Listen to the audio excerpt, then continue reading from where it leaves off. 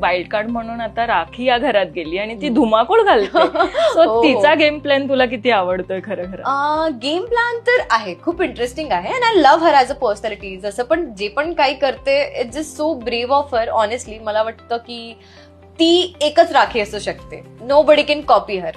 ती छान खेळती आहे आणि इनफॅक्ट भरपूर तिने खूप गेम पलटवलेला पण आहे, जे मॉनोटोनस झालेलं होतं एखादी गोष्टी, आणि गेम पण तिने भरपूर चेंजेस केले, तिने सगळ्यांना पोक केलेला आहे. So I am loving her game.